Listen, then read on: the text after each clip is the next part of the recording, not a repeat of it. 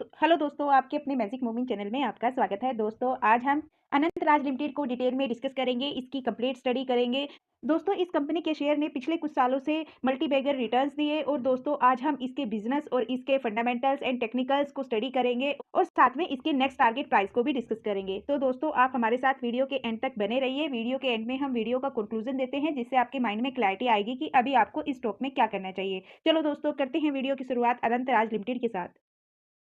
इस कंपनी का business development and construction of IT park, hospitality project, SEZ, office complex, shopping malls, residential projects in state Delhi, Haryana, Andhra Pradesh और Rajasthan and NCR. और दोस्तों, इस company ने 20 MS of real estate project को तैयार किया, हाउसिंग, कमर्शियल, आईटी पार्क और शॉपिंग मॉल्स, हॉस्पिटैलिटी, रेजिडेंशियल। ये कंपनी कंस्ट्रक्शन के साथ साथ डाटा सेंटर सेगमेंट में भी काम करती है। जी हाँ दोस्तों, इस कंपनी ने कमर्शियल प्रॉपर्टी के लीजेबल एरिया 5.66 एमएफएस को कन्वर्ट किया है 300 मेगावाट डाटा सेंटर में। और दोस्तों, इस कंपनी ने फाइनेंशियल ईयर 2023 में गवर्नमेंट एजेंसीज के साथ टाई अप किया था 3 मेगावाट डाटा सेंटर प्रोजेक्ट्स का मानेसर में, और अभी 50 मेगावाट और एक्सपेक्टेड है आने वाले कुछ ईयर्स में। इस कंपनी का रिवेन्यू रियल एस्टेट से 96% और रेंटल एंड सर्विसेज से 4%। ये कंपनी एनएससी और बीएससी दोनों पर लिस्टेड है। इस कंपनी का मार्केट कैप 20,450 सीआर, इस कंपनी का स्टॉक पी 68 और इस कंपनी का आरओसी 8.56%, आरओई 8.05%।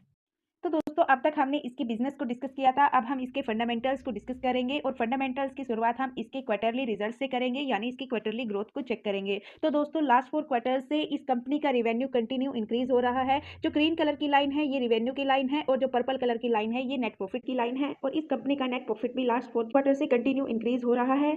58 का प्रॉफिट 89 सीआर हो चुका है। तो दोस्तों, overall Q on Q basis पर कंपनी के रिजल्ट्स अच्छे हैं। तो दोस्तों, company Q on Q basis पर कंटिन्यू ग्रो कर रही है। और दोस्तों, अब हम इसकी एनुअल ग्रोथ को भी चेक करेंगे। तो दोस्तों, हम यहाँ पर लास्ट 5 ईयर्स की ग्रोथ को चेक करेंगे। इस कंपनी का रेवेन्यू 2020 में 276 सीआर का था, जो अभी इंक्रीज होकर 1483 सीआर का हो चुका है। दोस्तों, यहाँ पर कंपनी लास्ट 4 ईयर से कंटिन्यू ग्रो कर रही है। और कंपनी का नेट प्रॉफिट 2021 में जीरो था, लेकिन 2022 से लेकर अब तक कंटिन्यू इंक्रीज हो रहा है। तो overall company Y on Y basis पर भी और क्यू ऑन क्यू बेसिस पर कंटिन्यू ग्रो कर रही है, जो कि कंपनी के लिए एक पॉजिटिव पॉइंट है। तो दोस्तों, हमने कंपनी की क्यू ऑन क्यू बेसिस पर भी और वाई ऑन वाई बेसिस पर उसकी ग्रोथ चेक की, और अब हम कंपनी की बैलेंस शीट चेक करेंगे और बैलेंस शीट में हम इसके डेब्ट को देखेंगे। मार्च 2021 में कंपनी के ऊपर 1600 का डेब्ट था, जो कि रिड्यूस होकर 2022 में 1200 का रहा और 2023 में 1000 का हो चुका है। लेकिन 2024 में कंपनी ने अपना लास्ट ईयर का 50% डेब्ट को रिड्यूस कर दिया, अभी ओनली 627 सीआर का रह चुका है। और अगर इसके मार्केट कैप से कंपेयर करें, 20,000 का इसका मार्केट कैप है, उसके कंपेरिजन में ये डेब्ट कुछ भी नहीं है। यानी कंपनी अपने डेब्ट को इंस्टेंट रिड्यूस करने का दम रखती है। यानी दोस्तों, अब कंपनी ऑलमोस्ट डेब्ट फ्री हो चुकी है, जो कि कंपनी के लिए सेकंड पॉजिटिव पॉइंट है।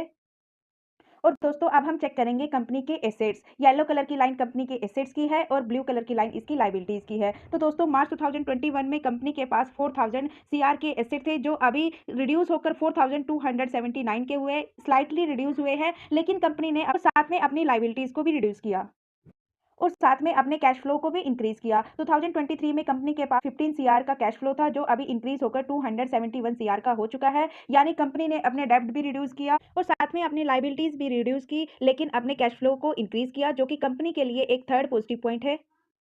और दोस्तों, अब हम चेक करेंगे कंपनी का शेयर होल्डिंग पैटर्न। दोस्तों, यहाँ पर हम इसके एफआईज, डीआईज, प्रमोटर्स और पब्लिक्स की होल्डिंग को डिस्कस करेंगे। तो दोस्तों, जून 2023 में प्रमोटर्स के पास 63.22% का स्टेक था, जो अभी रिड्यूस होकर 60% हो चुका है। लेकिन लास्ट 2 क्वार्टर्स से यहाँ पर प्रमोटर्स कॉन्स्टेंट हैं और प्रमोटर्स ने सेल किया, लेकिन डीआईज ने यहाँ पर लास्ट 3 क्वार्टर से कंटिन्यू अपने स्टेक को इंक्रीज किया और अच्छी खासी क्वांटिटी में इंक्रीज किया। और अभी इस कंपनी का 6.51% स्टेक डीआईज के पास है।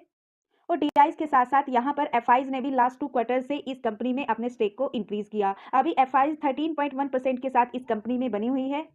अगर प्रमोटर्स रिड्यूस कर रहे हैं और एफआईज डीआईज परचेज कर रही है, तो दोस्तों ये भी एक कंपनी के लिए पॉजिटिव पॉइंट होता है। यानी ये कंपनी का फोर्थ पॉजिटिव पॉइंट है, क्योंकि स्टॉक ऑल टाइम हाई होने पर भी एफआईज डीआईज इसमें अपने स्टेक को इंक्रीज कर रही है प्रॉफिट बुकिंग की बजाय। यानी कंपनी के ऊपर एफआईज डीआईज को अभी ट्रस्ट है, कंपनी को और ग्रो करना अभी बाकी है। और इस कंपनी में पब्लिक ने लास्ट जून क्वार्टर में प्रॉफिट बुकिंग की। अभी पब्लिक 20.36% के साथ इसमें बनी हुई है। और एफआईडीआईज़ की तरह इसमें अदर पार्टीज़ ने भी लास्ट 2 क्वार्टर से कंटिन्यू इसमें अपने स्टेक को इंक्रीज़ किया। और दोस्तों अब हम इसके डिविडेंड पे आउट परसेंटेज और इसके सीएजीआर को डिस्कस करेंगे। जी हाँ दोस्तों, ये कंपनी डिविडेंड पे आउट भी करती है। इस कंपनी ने 2022 में 6% का डिविडेंड पे आउट किया था, 2023 में 11% का और अभी 2024 में 10% का। और इस कंपनी के स्टॉक प्राइस की सीएजीआर में ट्रिपल डिजिट की ग्रोथ है लास्ट 5 ईयर से। दोस्तों लास्ट ईयर के स्टॉक प्राइस के सीएजीआर 180% के थे, यानी इसका स्टॉक 180% के साथ अप गया। और दोस्तों इसकी सेल्स ग्रोथ में डबल डिजिट की ग्रोथ है और साथ में प्रॉफिट ग्रोथ में भी डबल डिजिट की ग्रोथ है।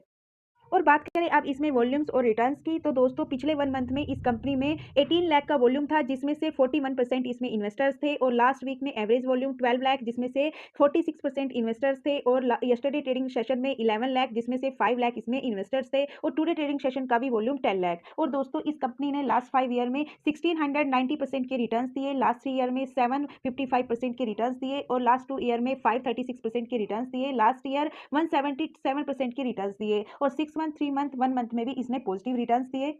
और कंपनी के ओवरऑल रिटर्न्स जब से कंपनी लिस्ट हुई है अब तक इसने ओनली 256% के रिटर्न्स दिए। और दोस्तों इस कंपनी के शेयर का जो लो प्राइस था वो 13 रुपीज़ था और ऑल टाइम हाई 636 रुपीज़, और अभी ये अपने ऑल टाइम हाई के आसपास 598 रुपीज़ पर ट्रेड कर रहा है। दोस्तों ये कंपनी एक स्मॉल कैप कंपनी है जिसमें हाई रिस्क है। और दोस्तों अगर यहीं पर इसके ओवरऑल चार्ट की बात करें तो दोस्तों यहाँ पर कंपनी लिस्ट होती है और अपने इन्वेस्टर्स को नेगेटिव रिटर्न्स देती है। और 2009 से लेकर 2020 तक ये एक ही जोन में कंसोलिडेट करती है। 2020 के बाद इस कंपनी ने अप ट्रेंड लिया, अपना यू पैटर्न कंप्लीट किया और साथ में अभी ऑल टाइम हाई पर ट्रेड कर रही है। और कंपनी का स्कोर कार्ड चेक करें तो कंपनी की परफॉर्मेंस हाई है, वैल्यूएशन भी हाई है, यानी कंपनी का पी ओवर वैल्यूड है अपने इस मार्केट की एवरेज के कंपैरिजन में। और इसमें ग्रोथ भी हाई है, प्रॉफिटेबिलिटी भी हाई है, एंट्री पॉइंट अभी एवरेज है, यानी इसका स्टॉक अभी ओवरबोट जोन में नहीं है, अभी इसमें फ्रेश एंट्री भी कर सकते हैं। और इस कंपनी में रेड फ्लैग भी लो है, जो कि कंपनी के लिए एक फिफ्थ पॉजिटिव पॉइंट है। दोस्तों ये रियल्टी सेक्टर से बिलोंग करती है, कंस्ट्रक्शन इंडस्ट्रीज है इसकी और ये इसकी कंपिटिटर कंपनीज हैं।